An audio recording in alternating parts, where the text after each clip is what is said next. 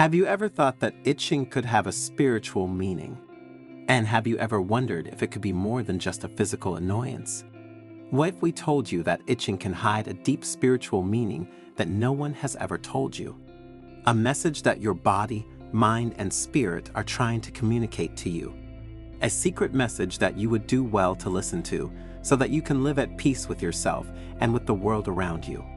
Sounds amazing, right? But in the heart of Japan, in an ancient monastery, a wise monk named Tetsuo has dedicated his life to studying mysteries like this. And in this fascinating Zen story, we will take you on a journey to discover ancient wisdom and a new perspective on itching. You will discover how itching can be a sign of imbalance, an invitation to healing, an opportunity for spiritual growth. And if you stay until the end of the video, you will understand how to discover when itching is a simple physical annoyance and when, on the contrary, it is a spiritual messenger. But before continuing, subscribe to the channel and activate notifications to be informed when we publish new content for your spiritual growth. The morning sun filtered through the leaves of the maples of the Zen monastery of Komyuji, illuminating the wrinkled but serene face of the venerable monk Tetsuo. His disciples, sitting in a semicircle around him, eagerly awaited his words. Tetsuo was known for his enigmatic parables and profound teachings, capable of touching the heart and awakening the mind. That day, however, the topic seemed, only on the surface, unusually banal and earthly, itching. My dear disciples, the monk began with an enigmatic smile. Today, I want to talk to you about a phenomenon that all of us have experienced, but which few have truly understood: itching. A murmur of surprise spread among the disciples. The itching. What could it have to do with spirituality? Master, asked shyly Sakura, a young raven-haired disciple, isn't the itching just a physical annoyance, a symptom of some allergy or irritation? Tetsuo nodded. In many cases, Sakura, you are right, but itching can be much more than just a physical ailment. It can be a messenger, a signal that our body, mind, and spirit send to us to get our attention. A messenger. Taro, an older disciple with a thick white beard, asked curiously, "And what is this messenger telling us?" This, Tetsuo replied, is the question we must ask ourselves every time we feel the itch. What is our body telling us? What is our mind telling us? What is our spirit telling us? Tetsuo scratched his chin thoughtfully, as if searching for the right words. Often, he said, we think of itching as a simple physical discomfort caused by an insect bite, an allergy, or dry skin. And in many cases, this is the truth. But there is another level of meaning, a spiritual meaning, that we often ignore. The disciples listened with growing attention, enraptured by their mentor's words. Itching, Tetsuo continued, can be a sign of imbalance, of disharmony. It can indicate that something is wrong in our life, that there is an area that requires our attention and healing. It can be an invitation to look inside ourselves, to explore our emotions, our thoughts, and our actions. Tetsuo paused, letting his words sink into the minds of his disciples. I remember, he said, a time when a persistent itch tormented me. I couldn't concentrate on meditation, nor find peace in my thoughts. Initially, I thought it was just an allergic reaction to the pollen, but the itching persisted even after taking the medicine. What did you do, Master? Sakura asked with concern and great curiosity. I began to meditate on the itch itself, replied the Master. I observed the sensations, I explored the emotions that came from it. And slowly, I began to understand that the itching was a reflection of a deep anxiety that I had repressed, an anxiety related to an important decision I had to make. And then? Taro asked, what did you do to make this discovery turn into something positive? Once I recognized and addressed that anxiety, the itching went away, Tetsuo replied. I realized that my body was sending me a signal, an invitation to take care of my mind and spirit. Then, as his eyes shone with wisdom and his smile spread peace, he added, the itch, my dears, is a call to action. It is an invitation to take care of ourselves, physically, mentally, and spiritually. It is an invitation to find balance, harmony, and inner peace. The disciples were fascinated. Tetsuo's words had opened their eyes to a new way of seeing itching, a way that went far beyond simple physical discomfort. Thanks to the master's explanations, they realized that throughout their lives, they had often felt itching without a specific physical reason. But Master, Sakura asked, how can we distinguish between a physical itch and a spiritual one? It's not always easy, Sakura, the monk replied, but there are some clues we can look for. A spiritual itch tends to be persistent, unresponsive to physical treatments, and accompanied by other sensations or emotions, such as anxiety, frustration, or restlessness. Tetsuo continued, furthermore, a spiritual itch can manifest itself in specific areas of the body, each of which has a symbolic meaning. For example, an itchy hand can indicate a desire to take action to change something in our life. An itchy foot can suggest a need for grounding, for stability, to find a place in the world where we can feel like ourselves. An itchy head can be a sign of mental confusion or thought overload. The disciples listened intently, taking mental notes. The lesson on itching became more and more interesting. Tetsuo, looking his disciples in the eyes, continued his lesson by telling about a new disciple who had once arrived at the monastery. He was a young man tormented by constant itching in his hands. He had consulted numerous doctors, but none had been able to find a cause or cure. Desperate, Hiroshi had decided to seek help in the monastery, hoping to find relief in Tetsuo's wisdom. The monk welcomed Hiroshi warmly and invited him to share his story. And the young man told of his hectic life, his stressful job, and his constant dissatisfaction. He had always looked for happiness externally, accumulating material goods and chasing ephemeral successes, but nothing seemed to quench his internal itch. Tetsuo listened carefully, nodding every now and then. When Hiroshi finished speaking, the monk said to him, "Hiroshi, your itchy hands are not just a physical ailment. It is a sign that your soul is restless, that there is an unexpressed desire burning inside you. Your hands, tools of action and creation, are asking you to express your true nature, to follow your passion." Hiroshi was confused, but Master, he said, I don't know what my true passion is. I have always done what others expected of me, what society considered right and appropriate. Tetsuo nodded and replied, your true passion, Hiroshi, is like a seed buried deep in the earth. It needs to be nurtured, cared for, and brought to light. Start exploring your interests, experimenting with new activities, following your curiosity. And above all, don't be afraid to make mistakes, to try and try again. Only in this way will you be able to discover what truly makes your soul vibrate. Hiroshi, inspired by Tetsuo's words, began to dedicate time every day to self-discovery. He experimented with painting, writing, music, dancing, cooking, gardening.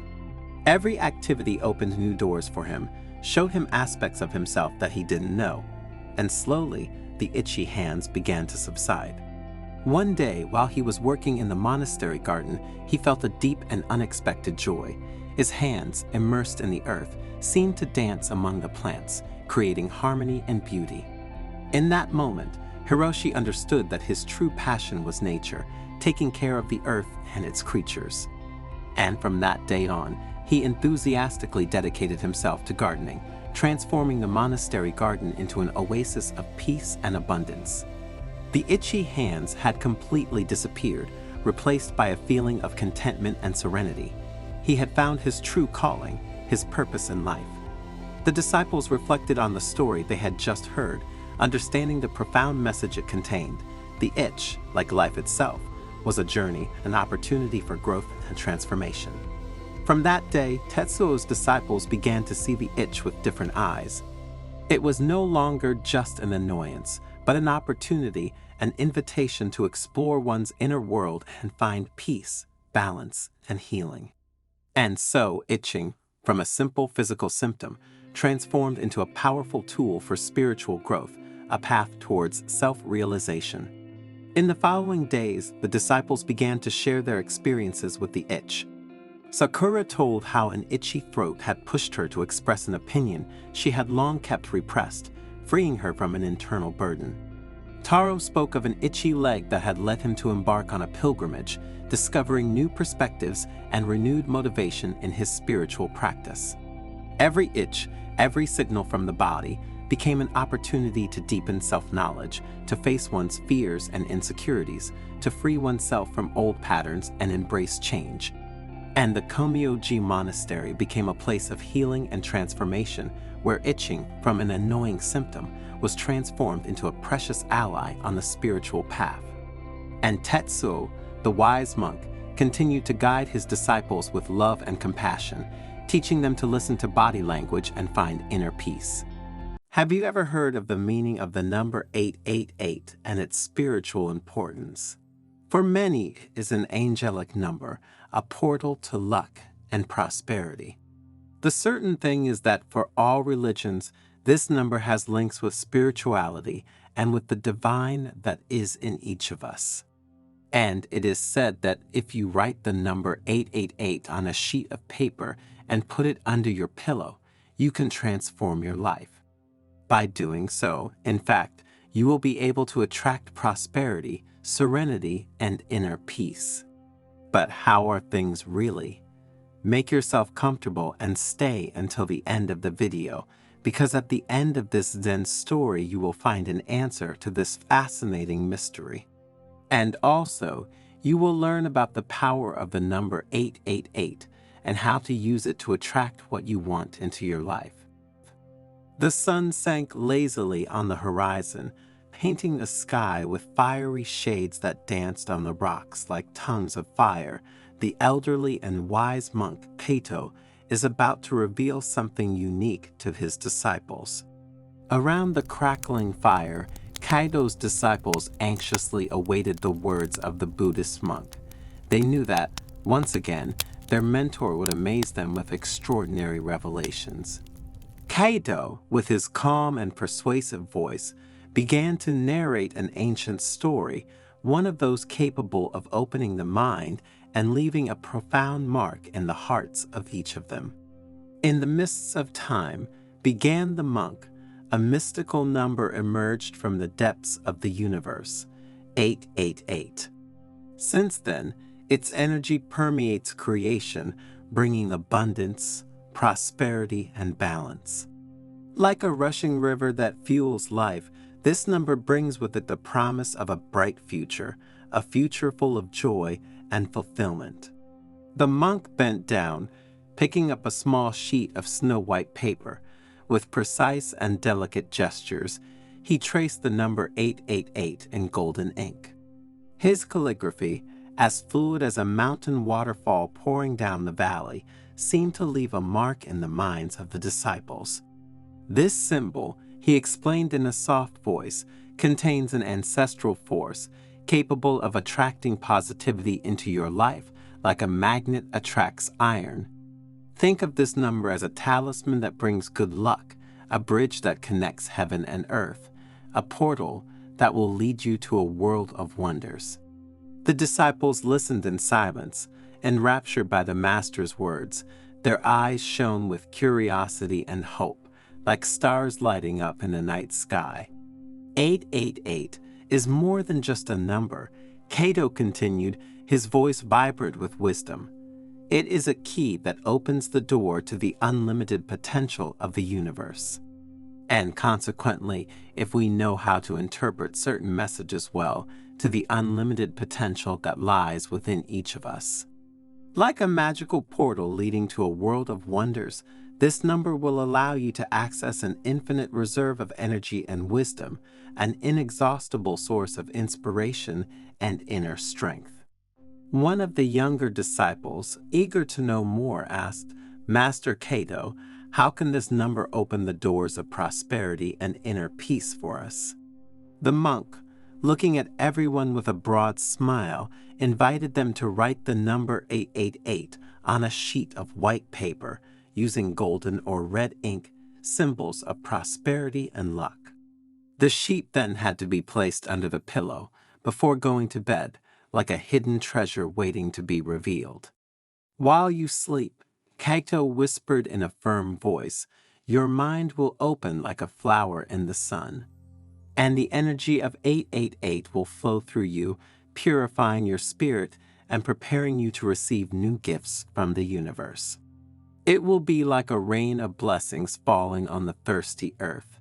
Dreams will transform into prophecies, intuitions into flashes of genius, and synchronicities into invisible guides that will lead you to your highest destiny. The disciples nodded, and with their hearts full of hope and the paper with the number 888 clutched in their hands, they headed towards their rooms. The ritual that Cato had spoken about had affected them deeply, and they couldn't wait to carry it out with all the trust and faith they were capable of. In the quiet of the night, the disciples retreated to their rooms, lulled by the singing of the nocturnal birds and the rustling of the leaves. The paper with the number 888 rested under their pillows like a precious talisman that emanated a subtle and vibrant energy, and that night a very strange thing happened. Everyone dreamed of something, and the dreams became vivid and colorful, full of symbols and mysterious messages to interpret and use as maps for one's happiness. Upon awakening, the disciples felt transformed, as if a cool breeze had swept away the clouds of their minds. A sense of renewed energy and profound inner peace pervaded their being, like a wave of positivity that enveloped and intoxicated them. Over the next few days, surprising events began to manifest in their lives. New opportunities knocked on their doors, like flowers blooming at dawn. Unexpected encounters illuminated their path, like lighthouses in the night indicating the route. Fortunate coincidences led them towards the realization of their dearest dreams, like shooting stars that grant wishes. The disciples, amazed and happy at these events and this transformation, went to Caito to thank him and to ask to know more about the number 888. The wise monk, with a benevolent smile, invited them to sit around the fire, which crackled brightly like a beating heart that united them under the same roof. 888 is an angelic number, Cato explained, his voice vibrant with wisdom. It is a message sent by our spiritual guardians, a precious gift that infuses our lives with hope, love, and protection. Like a lighthouse in the night, this number guides us towards our highest destiny, illuminating the path ahead with its golden light. In Buddhism, the number 8 represents the Eightfold Path, or the path that leads to enlightenment. And the 888 is seen as a symbol of spiritual perfection and awakening, a symbol to be respected, and thanks to which one can find one's path in life. Master Cato asked the disciple, "Is it true that this number is also important for other religions?"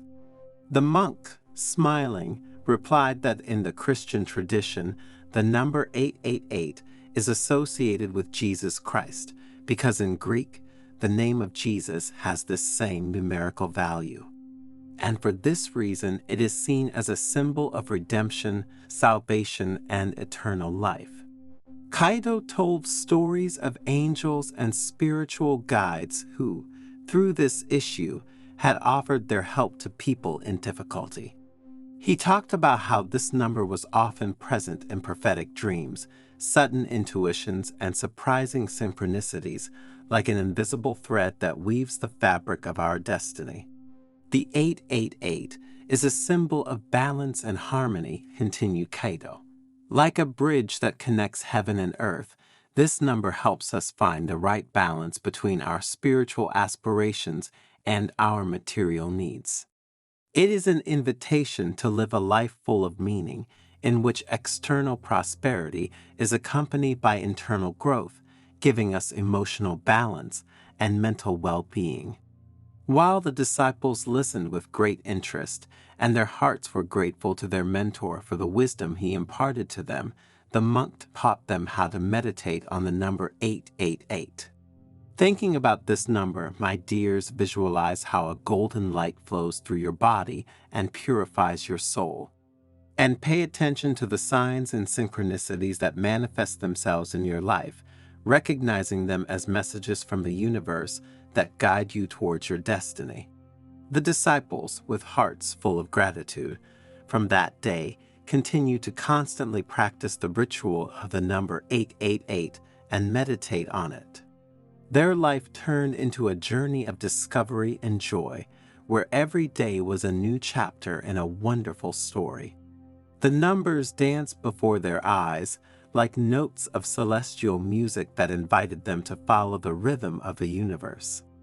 And their lives, despite the challenges and tests to which they were subjected, continued in the name of trust, faith, and perseverance. Challenges are like stones that help us build the path of our life, Kaido had told him during his lessons. Do not be afraid of falling, because it is only by falling that you learn to get up. The 888 is with you. You just need to open your heart to feel its energy. The most difficult test was for Akiko, a young disciple with a pure heart and a kind soul.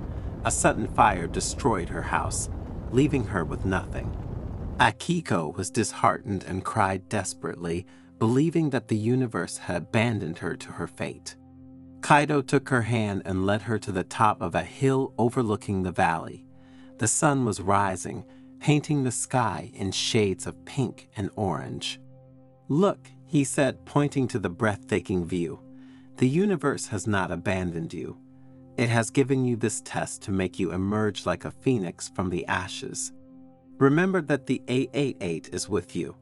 Have faith, and your inner strength will guide you despite adversity. Akiko watched the sun rise and felt a new strength rising within her. The monk's words gave her the hope and determination to rebuild her life. With the help of his fellow disciples and the community, he built a new house, more beautiful and more resistant than the previous one. After overcoming various tests and challenges, the disciples felt transformed. They had acquired a new awareness of themselves and their place in the world. One day, Kaito gathered them together again and asked them, "What have you learned from all this?" The disciples, moved and aware, recounted their experiences. They had learned that true wealth is not in material things, but in inner strength, love, and compassion. And that the number 888 is not a magical lucky charm, but a symbol of their unlimited potential. And again, that the key to a happy and fulfilling life is to trust your intuition and live in harmony with yourself and the universe. Master Kaito looked at them with pride and greeted them with these words, "Now you are ready to spread your light in the world. Use your wisdom to help others and to create a better world." Have you ever noticed that certain people come into our lives at crucial moments? It's as if they were sent on purpose to deliver a message or help us solve a problem. And have you ever had the sensation when meeting someone of living in a déjà vu, as if you had already met them in an unspecified past? In this video, we will see that people do not come into our lives by chance, but for a specific reason. So make yourself comfortable and stay until the end, because what you will hear will affect you deeply. One day, while the elderly monk Hotaka was meditating under a blossoming cherry tree, a young man named Hiroshi approached and asked respectfully, "Master, sometimes I meet people and I feel a positive feeling, as if I had already met them, or as if they had a particular affinity with my soul. Other times, however, I feel a negative sensation, as if that person had come to hurt me, to damage me. And all this makes me restless and makes me ask, do people come into our lives by chance?"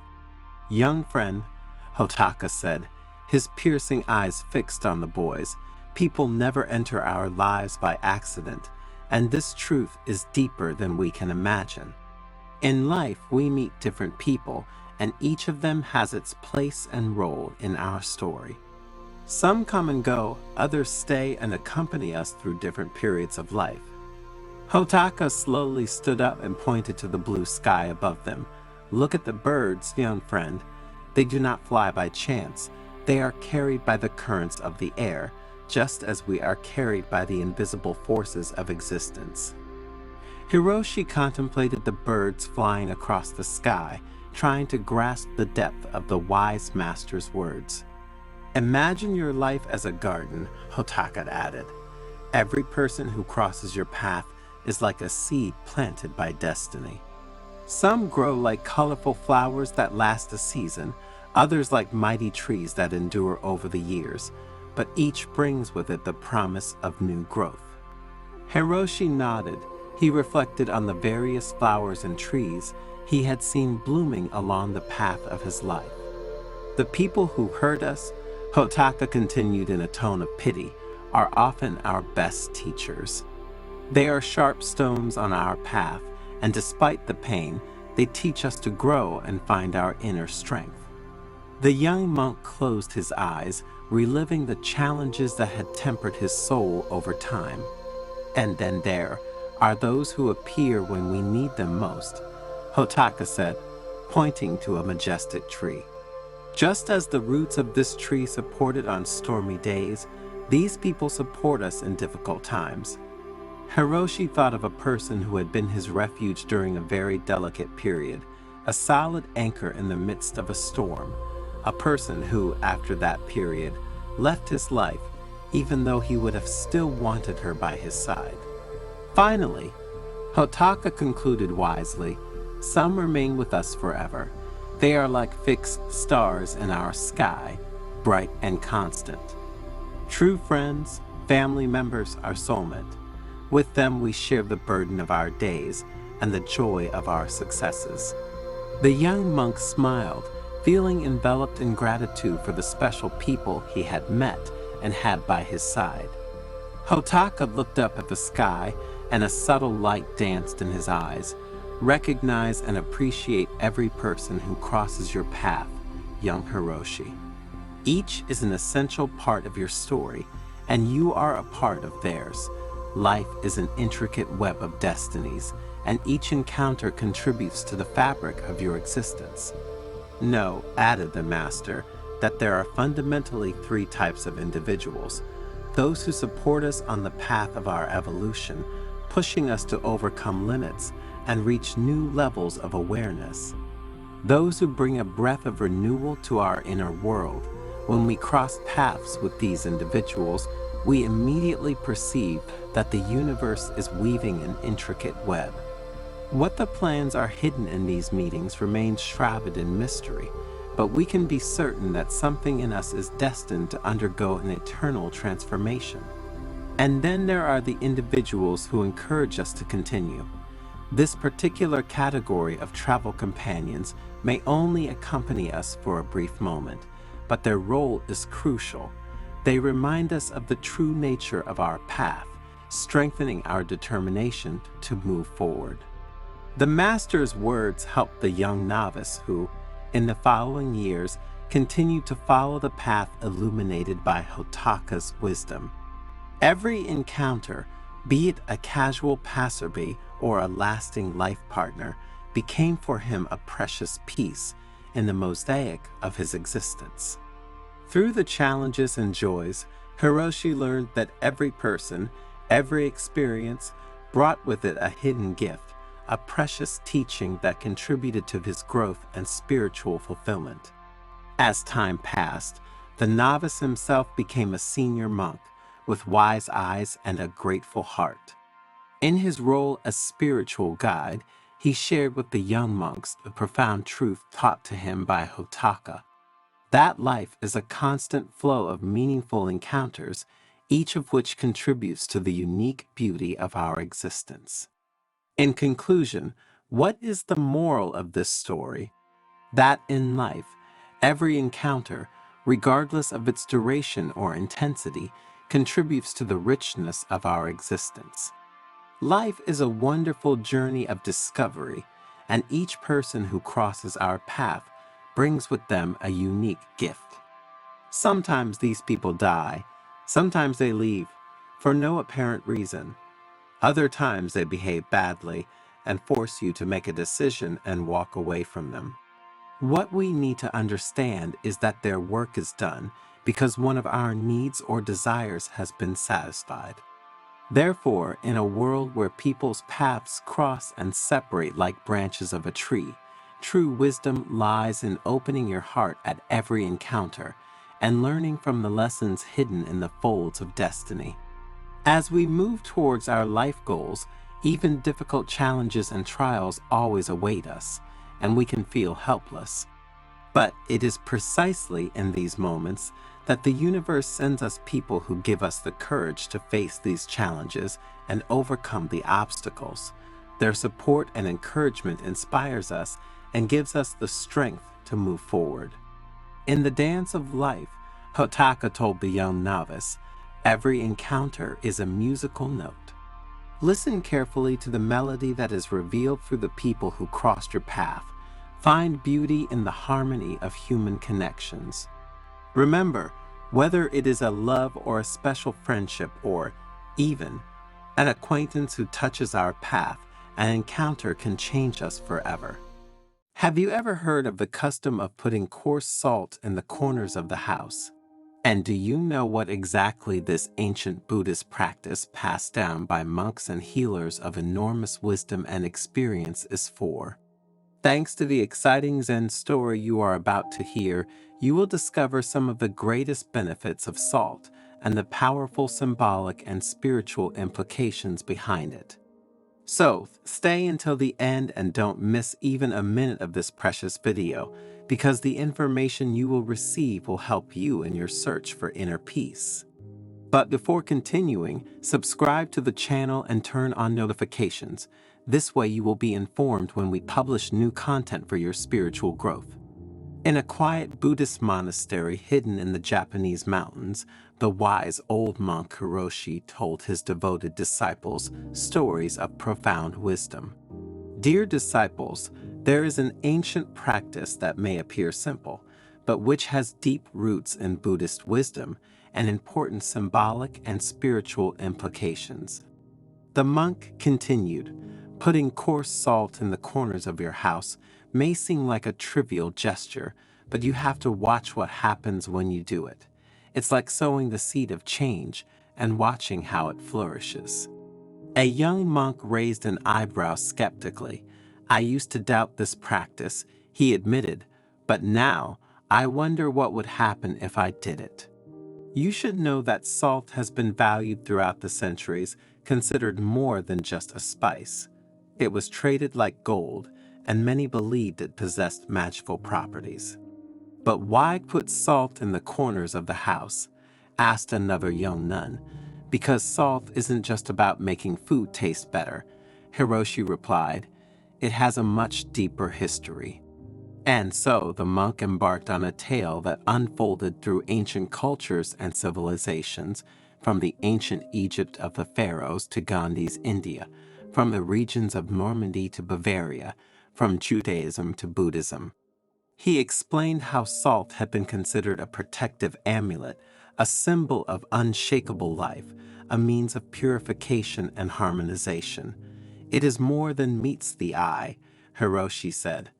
It is a bridge between us and the universe, a key to our connection with nature and with ourselves. His disciples absorbed the words of the wise monk, reflecting on the depth behind such a simple gesture as putting salt in the corners of one's home. And so they began to understand that even the smallest actions can lead to significant changes when intrinsically connected to wisdom and awareness. Every practice has a beginning, he began, and the practice of using salt as a tool of purification and transformation has its roots in the past, intertwined with the stories of monks, sages, and ordinary people. The disciples approached, eager to discover the secrets Hiroshi was about to reveal. In Buddhist tradition, he continued in a calm voice, salt is considered a protective amulet, capable of repelling negative energies and purifying the space it occupies. A young nun raised her hand, eager to know more, but how did this practice begin? She asked curiously. Hiroshi smiled, accepting the question. In times past, Corners were believed to be places where stagnant energies could accumulate, creating an imbalance in the home environment. And by placing salt in these points, an energetic barrier was created that repelled negative influences. The disciples' eyes shone with interest as Hiroshi continued his narration. In Japan, for example, salt is used in Shinto purification rituals to eliminate spiritual impurities and protect against evil spirits. This practice has evolved over the centuries, but its profound meaning has remained intact and, even today, many elderly people cultivate it and pass it down with confidence to their heirs. As Hiroshi spoke, the disciples found themselves transported to a world of ancient beliefs, superstitions, and traditional wisdom, and they began to understand that the simple gesture of putting salt in the corners of the house was an act of protection and harmonization with the universe. But the power of this element is not limited only to protection, continued Hiroshi, his eyes bright with wisdom. Salt also has the ability to transform stagnant energies into positivity and create an environment that fosters personal growth and emotional well-being. The disciples listened carefully, fascinated by the words of the wise monk. For them, the concept of using salt as a tool for purification and transformation was becoming increasingly clear and meaningful. "And now," said Hiroshi, as the fire crackled softly before them, "I will show you a simple yet powerful method for using salt to purify and harmonize your home environment." With an air of expectation, the disciples gathered even closer, ready to learn the Master's secrets, because they knew that even though salt might seem like a common thing, its power was profound and transformative. And Hiroshi was ready to lead them on a journey of discovery through the ancient practices involving this humble yet powerful element. "First of all," continued the elderly monk, "we must understand the role of salt in our daily lives and its connection to the energies that surround us. Salt has been precious throughout the ages," Hiroshi continued, "not only for its culinary value, but also for its physical and symbolic properties. It was considered a divine gift, a symbol of purification and protection against dark forces." As he spoke, he showcased a variety of salts collected from around the world, from raw sea salt to pink Himalayan salt crystals. Each type of salt carries with it a unique vibration, he explained. And learning to use salt correctly means being aware of this diversity and how it can affect our environment and our inner energy. The disciples contemplated the various types of salt with curiosity, aware of their potential significance beyond the simple flavor they added to meals. "But how can we fully harness the power of salt in our lives?" asked one of the monks, eager to apply what he was learning. "You asked an important question," Hiroshi replied with a smile. "The key is in intention and mindful practice. I will show you a method you can use to purify and protect your home environment." "The moon is a powerful energy catalyst," Hiroshi explained, "and when salt is exposed to its light, it becomes charged with purifying and harmonizing energy." The disciples watched in awe as the salt absorbed the silvery light of the moon, exuding an aura of tranquility and power. "This salt," said Hiroshi, "can be used to create a circle of protection around your home or to purify interior spaces." With an elegant gesture, he took a pinch of salt from the bowl and scattered it around the perimeter of the monastery courtyard, tracing an invisible circle of protection. "This circle," he explained, "will create an energetic barrier that will repel negative influences and promote peace and harmony within these boundaries." The disciples watched reverently as Hiroshi completed the circle of salt, feeling the presence of a protective energy surrounding the monastery. It was as if the place itself had been enveloped in a loving and powerful embrace. But the power of salt is not just limited to external protection, Hiroshi continued. It can also be used to purify and harmonize internal spaces, creating an environment that promotes spiritual growth and well-being. With this, he led the disciples inside the monastery, where he guided them through a series of practices involving salt to purify and harmonize the internal spaces. Each gesture was performed with awareness and intention, as the disciples learned to connect with the power of salt and use it to transform the energies around them. Have you ever noticed how humidity can accumulate on the walls of your home, especially in certain areas? Hiroshi asked, scanning the expressions of all the people present. Everyone nodded in agreement, recalling times when they had observed this phenomenon in their homes. Placing salt in those spots can be extremely helpful, Hiroshi continued. Salt, in fact, has the ability to absorb humidity from the surrounding air, thus helping to prevent the formation of mold and safeguard our health. But that's not all, he said with a smile that suggested a new revelation. Salt can also be an ally in the fight against bad odors in domestic environments. Placing small bowls of salt in strategic locations around the home, such as the kitchen or bathroom, can help absorb and neutralize bad odors, Hiroshi explained. In this way, salt acts as a natural air purifier, keeping rooms fresh and pleasant.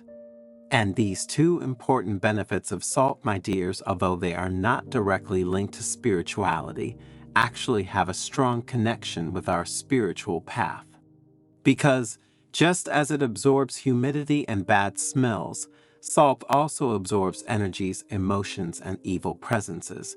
Therefore, it has a very powerful symbolic and spiritual role, and each of us should take this into account.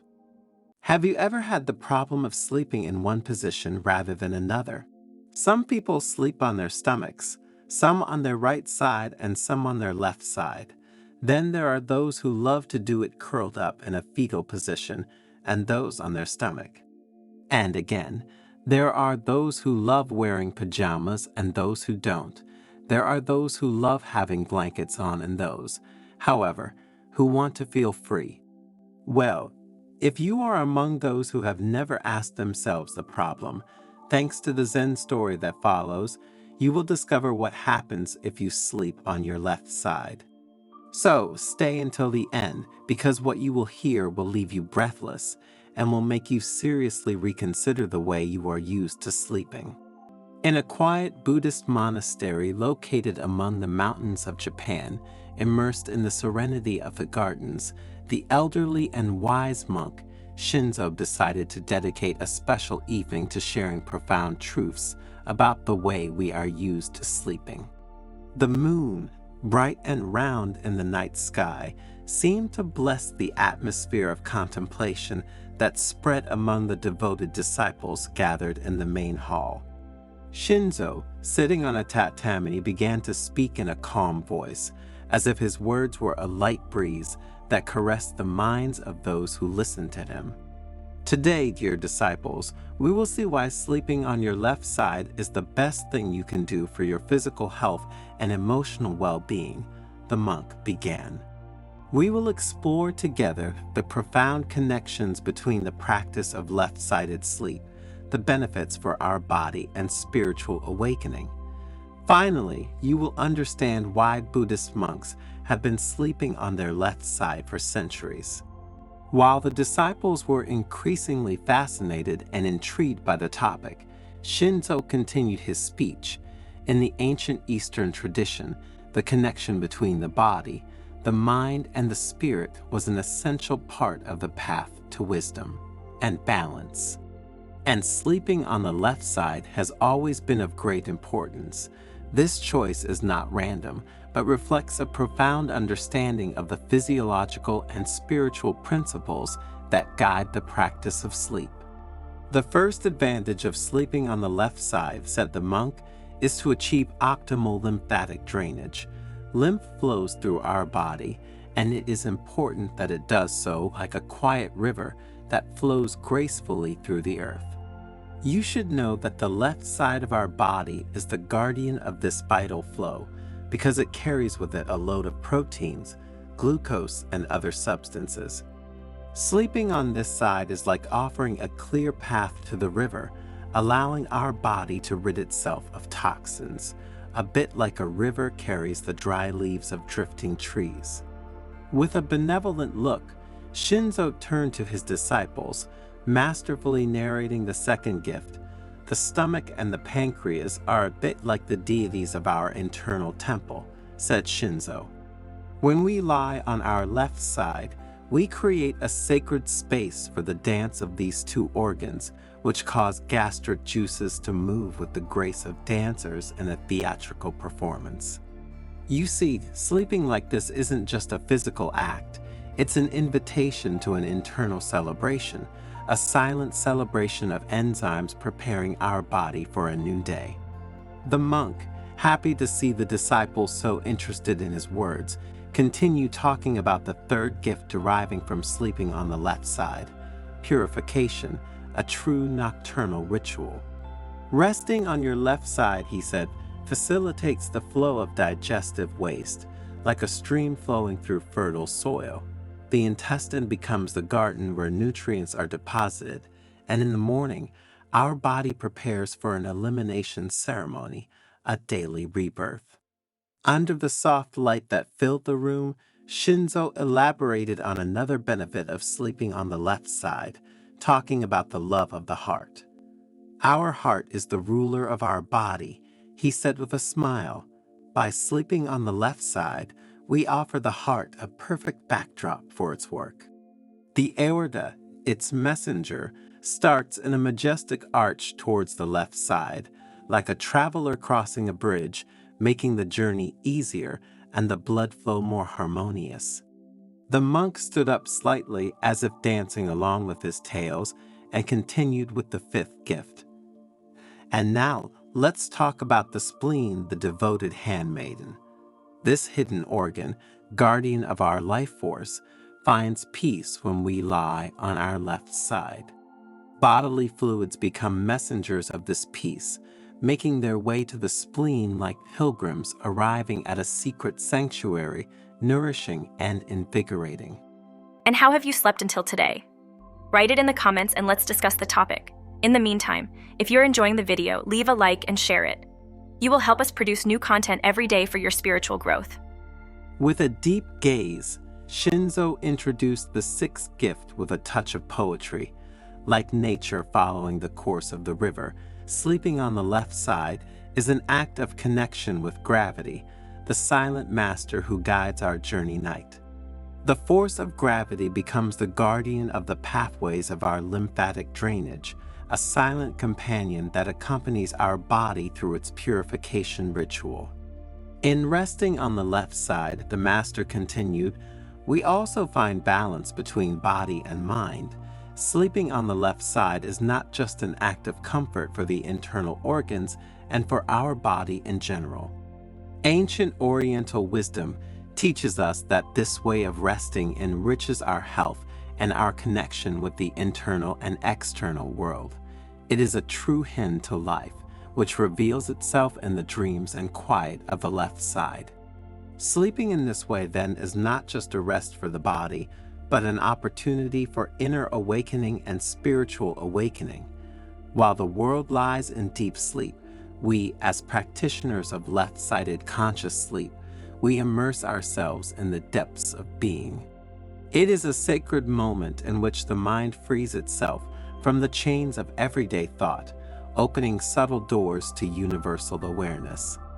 Shinzo, still smiling at his disciples, explained the concept of the balance between yin and yang in sleep.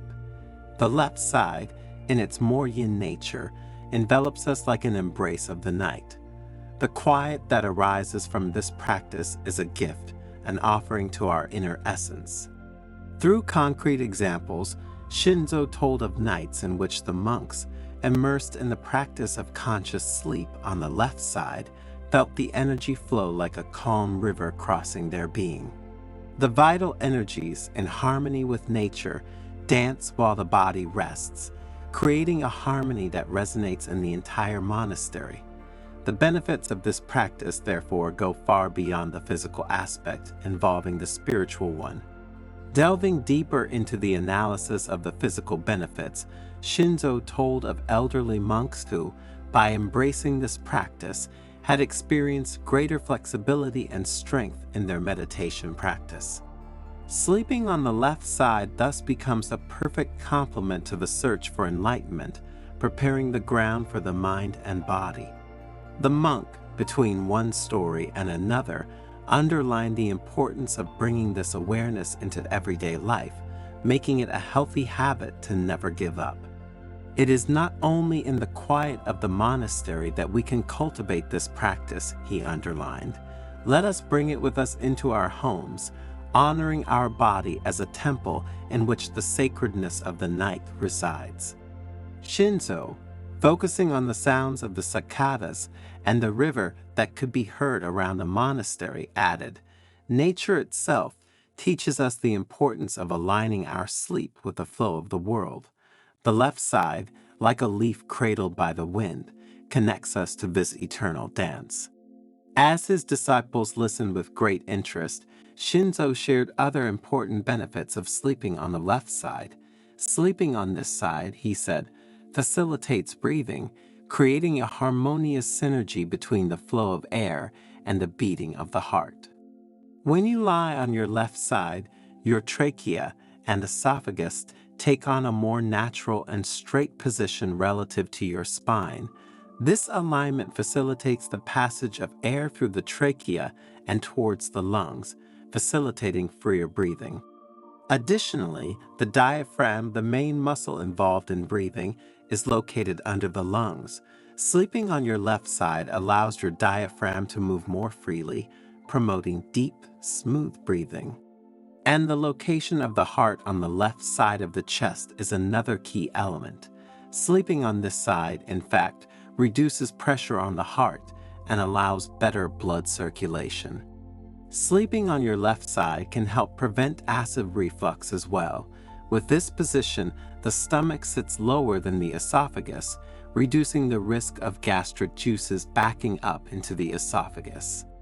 And then, added Shinzo, sleeping like this offers natural support to the spine, maintaining optimal alignment for a tension-free awakening. "Have you ever noticed," asked the monk, "that the spine has a natural S-shaped curvature? When lying on your left side, this position better reflects the natural anatomical curvature of your spine, minimizing stress on your discs and joints." "Remember," said the monk, "that sleeping on your left side is not only a way to make your body rest better, but becomes a path to awareness and spiritual growth." Just as Buddhist monks, being aware of the interconnection between body and mind, have always adopted the left side as the privileged position for sleep, you too should get used to doing so. This way, both your body and your mind will feel better. Have you ever heard of the Buddhist custom of putting salt in your shoes? And do you know what exactly this ancient practice, which has its origins in the wisdom of Buddhists and Oriental medicine, is for? Salt is known for its countless uses, not only in cooking.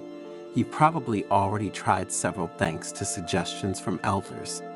In the kitchen, it is a formidable ally, and according to the most recent research, it is not the worst culprit in raising blood pressure. And its uses do not end here. Salt is in fact a precious ingredient even in domestic cleaning, because it helps to clean and cleanse. Furthermore, in the form of a saline solution, it is a powerful disinfectant for wounds and skin abrasions. Not to mention its uses as an exfoliating scrub, anti-dandruff remedy, bath salt, and we could go on forever. But few people know that for Buddhists, putting salt in their shoes has a very important meaning on both a spiritual and medical level. And we will see it in the Zen story that you will hear shortly, where you will discover 5 reasons why you should also try to put it in your shoes. So stay until the end, because what we will reveal to you in the last minutes of the video will strike you deeply, leaving you speechless. But before continuing, if you are not yet one of us, subscribe to the channel and activate notifications to be updated when we publish new content. In the heart of a valley surrounded by the mystical aura of the Japanese mountains stood an ancient Buddhist monastery, guardian of age-old wisdom and a place of refuge for those seeking inner peace. In this place where time seemed to have stopped, lived the elderly and venerated monk Makoto, whose wisdom and profound understanding of the ways of Buddhism and Oriental medicine shone like the light of a candle in the night. One morning, as the golden rays of the sun filtered through the branches of the trees, Makoto gathered his disciples in the monastery cloister for one of the usual lessons. And with a serene expression, he invited them to sit in a circle around him and began to speak in a warm and reassuring voice.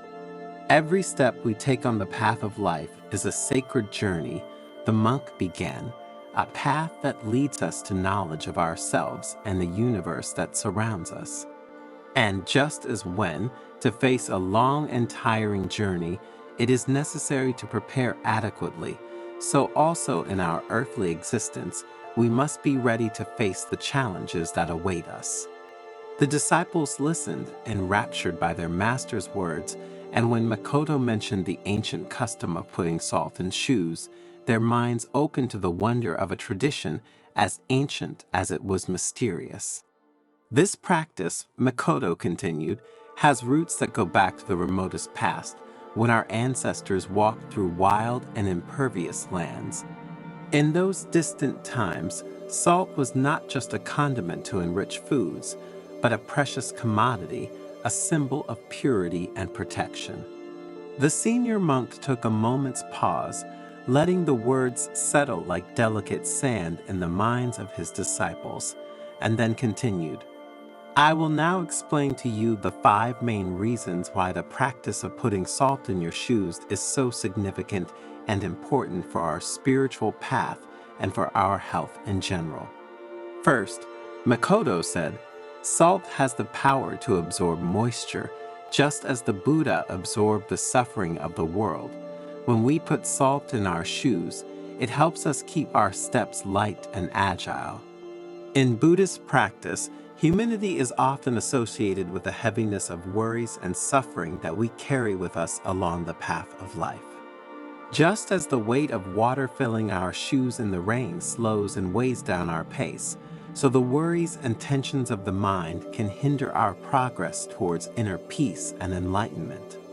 Putting salt in your shoes symbolizes the desire to free yourself from this burden, to let go of worries, and to maintain a lightness of spirit despite the challenges encountered along the way.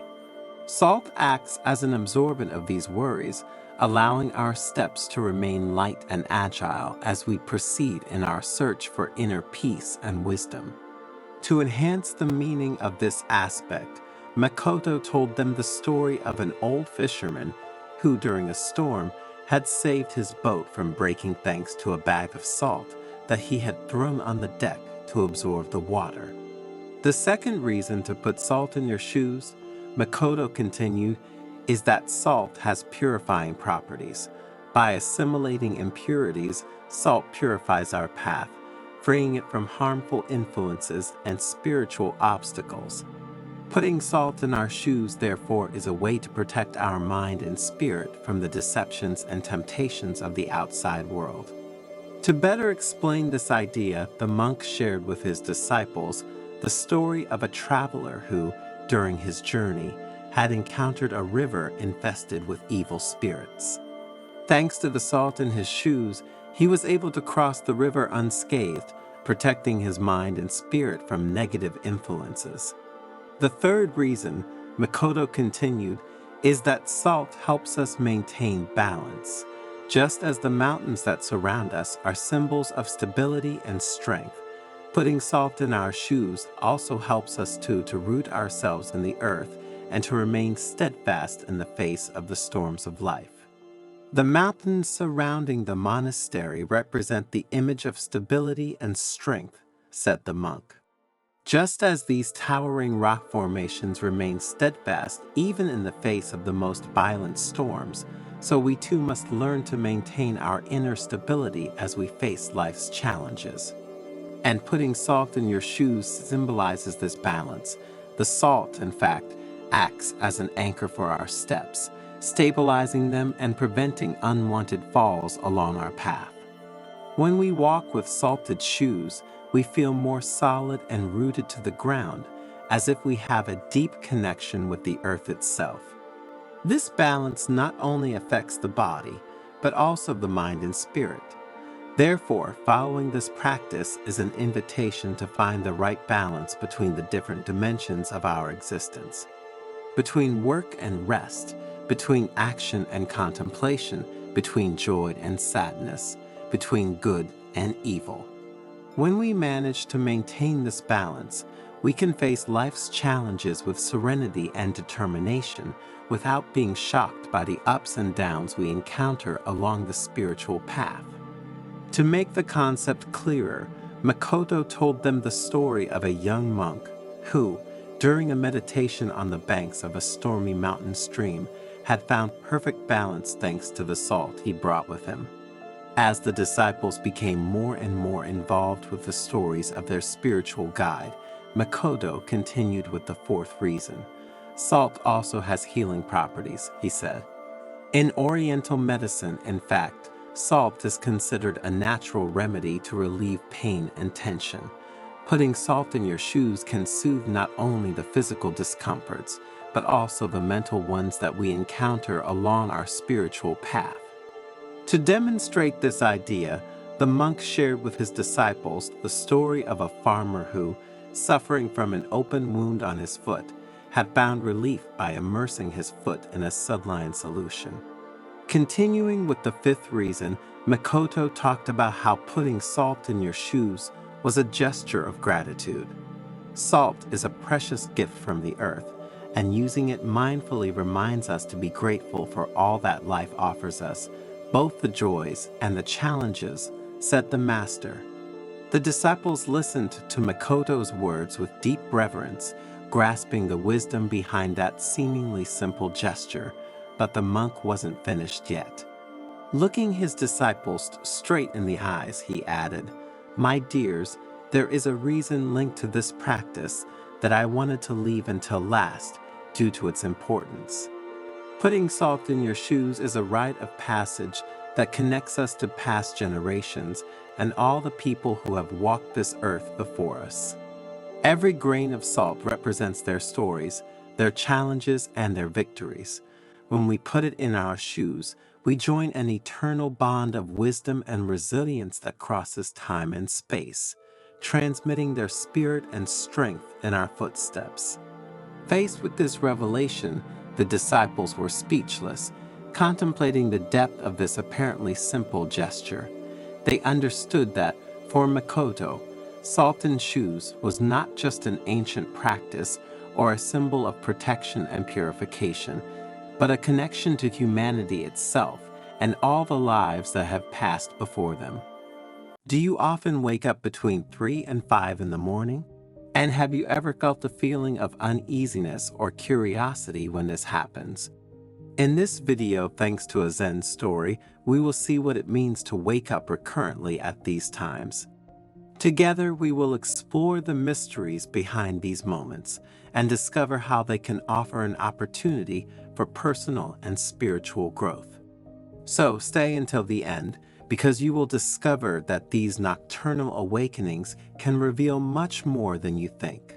In an ancient Buddhist monastery located among the mountains of Tibet lived the monk Kiro, famous for his vast wisdom. His lessons on awareness and compassion were renowned far and wide, and disciples came to him from afar to learn from his teachings. One evening, while twilight colored the sky with shades of red and gold, Kiro gathered his disciples in the main hall to answer a question they had asked him several times. Why do some people wake up most nights between 3 and 5 while others don't? Are these awakenings phenomena related to chance, or do they have a meaning? Dear disciples, Kiro began in a calm voice, today we will explore nocturnal awakenings and their connection to Eastern medicine and Buddhist wisdom. In Eastern medicine, Kiro continued, night awakenings are believed to be linked to body's energy meridians and their influences on us. Kiro proceeded to explain how each night waking time was associated with a particular organ or system of the body, and how Eastern medicine viewed these awakenings as signs of energetic or emotional imbalance that required attention and care. For example, Kiro said, waking up between 3 and 5 in the morning is associated with the lungs and emotions of sadness. This could indicate a need to address and heal deep emotional wounds, thus allowing our energy vital to flow freely. The disciples nodded, reflecting on their master's words and trying to apply them to their own experience. Master, one of them asked, how can we interpret night awakenings in the light of Buddhist wisdom? Kiro smiled, recognizing his student's deep curiosity. In Buddhism, he replied, every moment of the day is an opportunity to practice mindfulness and compassion. Nighttime awakenings offer us a unique window to explore our mental and emotional states without the distractions we have during the day. Kiro shared stories of ancient Buddhist masters who, through meditation and contemplation, had transformed their nocturnal awakenings into opportunities to deepen their understanding of the human mind and soul. The Buddha taught that waking up at night can be seen as an invitation to develop awareness and kindness towards ourselves and others, Kiro said. It is a time to embrace our experiences without judgment, thus allowing inner wisdom to emerge and move us forward along our path of spiritual rebirth. The disciples, listening with gratitude, felt inspired by the profound union between Eastern medicine and Buddhist wisdom that their master had outlined. Remember, Kiro added, that every waking night is an opportunity to grow, learn, and connect with the deepest part of ourselves. Be grateful for these moments of awareness, for they are precious gifts on the path to spiritual fulfillment. But now let's see in more detail which areas of life are affected by nocturnal awakenings so that you can better analyze yourself and others. Stress and anxiety accumulated during the day can manifest themselves in waking up at night between 3 and 5 in the morning.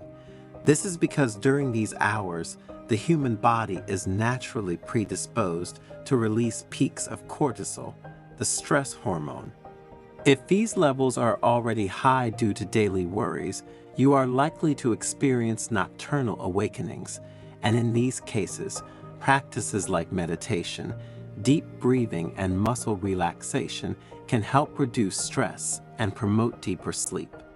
My suggestion, therefore, is to get used to meditating for at least 10 minutes before going to bed. This way you will prepare yourself to sleep more peacefully. Awakenings at these particular hours of the night are associated with the lungs in Chinese medicine and with sadness according to Eastern psychology. This may indicate the presence of repressed or unprocessed emotions, such as grief, loss, or loneliness. Facing and accepting these emotions is fundamental to inner healing. Practicing mindfulness and exploring emotions through writing or therapy can help you understand and integrate these emotional experiences. If you have suffered negative experiences of this type, I recommend you work on yourself in order to process them and find inner peace and emotional balance. Looking into the eyes of his disciples, Hiro continued his lesson. In the Eastern spiritual tradition, the early hours of the morning are considered a privileged time for connection with the divine and for spiritual practice. During this period of tranquility and silence, it is easier to get lost in meditation, prayer, or deep contemplation. Consider that many people wake up at these hours precisely because their deepest self needs to connect with the divine. And many practitioners, however, Find that waking up specifically between 3 and 5 in the morning is an opportunity to experience greater spiritual presence and awareness, opening the door to new insights and spiritual realizations. These nocturnal awakenings, Hero continued, can also be interpreted as signs of a process of inner transformation and personal growth. During these hours, the subconscious may be more active, bringing hidden emotions, thoughts, and desires to the surface. This can be a time to deeply explore your psyche and to identify what changes or transformations are necessary to live a more authentic and meaningful life. Some nocturnal awakenings, however, can be caused by physical disorders such as acid reflux, insomnia or sleep apnea, liver problems. These disorders can interrupt sleep and cause frequent awakenings during these hours. Eastern medicine suggests various remedies for these conditions. However, if you think you may have such problems, consult a doctor to identify and treat the underlying cause of these physical ailments. Eradicating these problems at the root allows you to improve the quality of sleep and promote emotional and general well-being. As the disciples continued to listen to the monk's words with great attention, Hero introduced another important aspect. The period from 3 to 5 in the morning, he said, is considered a time when the unconscious can communicate important messages through dreams and awakenings.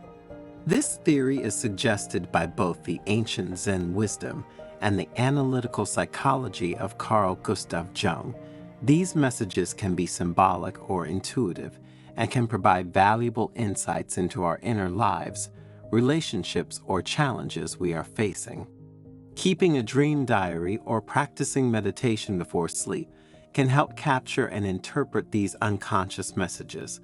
If you write them down immediately, the next day you will have the opportunity to remember them and be able to use them in your growth process. Another reason why some of us wake up at those times, according to Eastern tradition, is linked to the natural rhythms of the universe.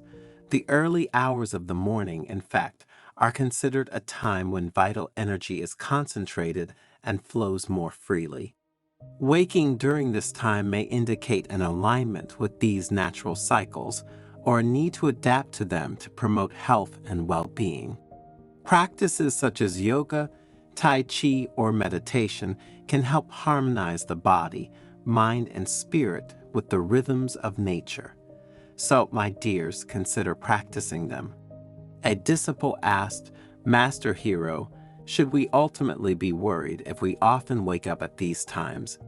"My dears," said the monk, "I would look at these awakenings as a precious opportunity to explore the depths of our mind, our spirit, and even our body. If an awakening suggests a physical problem to us, we will know we need to take care of it. If it suggests a spiritual meaning to us, we will know we have to work on it." Remember, through Eastern wisdom and heartfelt compassion, to learn to welcome these moments as precious gifts along the journey of life. Every nocturnal awakening is an invitation to greater awareness and understanding of ourselves and the world around us. So, instead of resisting or ignoring these awakenings, we can welcome them with kindness and openness, allowing them to illuminate our path to spiritual fulfillment. The best thing you can do is create a space of quiet and reflection before going to bed, allowing your mind and body to completely relax.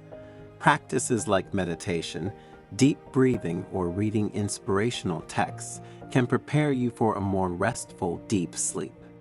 And when you wake up between 3 and 5 in the morning, take this phenomenon as an opportunity to explore your inner self and connect with your deepest essence. Have you ever wanted to help someone even though they didn't explicitly ask you to? And how did it go? And have you ever wondered if your good intentions could, in fact, have caused a negative ripple effect that you weren't aware of? In the Zen story you are about to hear, we will see that not helping others, unless they ask you, is best for them and for yourself. So stay until the end, because what you discover thanks to Buddhist wisdom could change the way you see the world of human relationships. In essence, you will see how helping those who do not want to be helped can have negative repercussions on your life and theirs, and you will discover how your karma will be affected. But before continuing, if you haven't already, subscribe to the channel, turn on notifications, and share the video. These small gestures will help us produce new content every day for your spiritual growth. In a quiet Buddhist monastery, surrounded by lush gardens and ancient trees, the old and sagacious monk Norio gathered his disciples to talk about a topic very close to everyone's hearts. His curiosity was palpable and his eyes were fixed on Norio. They all wanted to understand more about the reasons why, when they had helped someone, things had not gone as they would have liked. Life is like a great river, and each of us is a small boat navigating this tumultuous course. Norio began in a calm voice. Often we tend to jump into that current, trying to steer other people's boats without waiting to be asked. To make the metaphor he had just used understand, Norio shared a story passed down through the centuries. He spoke of a young monk eager to help a companion in difficulty without being asked. The monk's intervention, although well-intentioned, caused a succession of unexpected events, creating an intricate labyrinth of challenges, even dramatic, for both. You should know, Norio continued, that suffering is a necessary lesson in our spiritual growth. Each individual, like a jewel, is shaped by the pressures of life and the challenges they face. But when we intervene without being called, we rob them of the opportunity to learn, grow, and train. To further clarify his lesson, Norio spoke of two friends, Shoin and Masu, who had shared joys and sorrows since their school days. One day, Shoin heard about the financial problems Masu had found himself in and decided to secretly help him by paying off some debts that his friend couldn't pay. His intentions, said the master, were naturally good. However, Shoin's gesture had unexpected and disastrous consequences. Masu, although grateful to his friend for the unsolicited help, was deprived of the opportunity to resolve the situation in his own way. Additionally, he noted that Shoin had discovered some details about his personal life that he would have preferred to keep confidential. On the one hand, this led Masu to feel an emotional detachment from his friend. On the other hand, Shoin began to feel a growing strain on the friendship. He felt that his act of kindness had not produced the relief he had hoped for, but had instead generated a sense of shame and a change in the dynamic of the friendship itself. In short, unsolicited help had created discord and confusion, demonstrating how, in life, even good deeds can have unexpected consequences. What we often don't understand is that each individual is at the mercy of their own karma, Norio explained, and every action we take, good or bad, comes back to us like an echo. When we help without being asked to do so, we upset the delicate balance of another person's karma and paradoxically harm our own as well. The old monk told other stories, such as that of a young man who, eager to solve the problems of a dear friend without her having asked him, found himself involved in a series of endless difficulties and misadventures. If you enter a labyrinth that is not yours but someone else's without being asked, Norio continued, you could set off a chain reaction of events, creating an intricate web of karmic connections. And your gesture of friendship, no matter how absurd it may seem, could end up doing more harm to the friend in question and to yourself.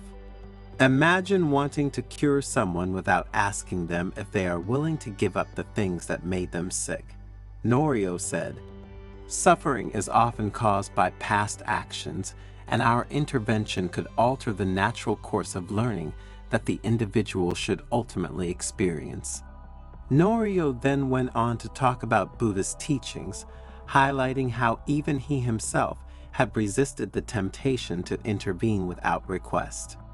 Buddha, the monk explained, had understood the sacredness of the individual learning process and how the karma of each being must be respected.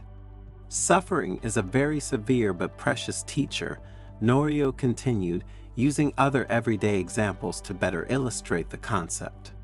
He spoke of the many moments when, seeing a friend or family member in difficulty, empathy pushed him to offer help, and how instead, Buddha taught the wisdom of waiting for the person themselves to ask for help.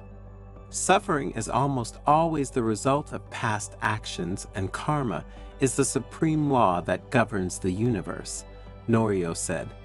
When we intervene unsolicited, we enter a karmic vortex that can drag us into other people's problems, with unpredictable consequences for both of us. Remember, suffering is like a teacher who guides us along the path of spiritual growth, said Norio.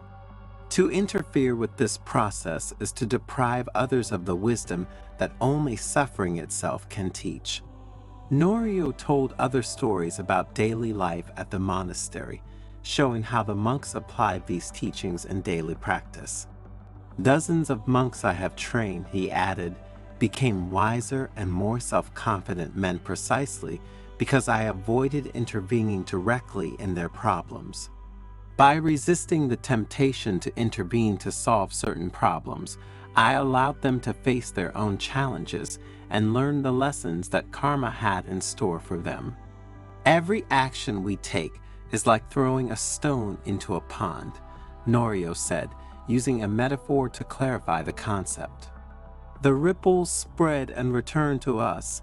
When we help without asking, we not only influence the karma of others, but we create ripples that can impact our own lives.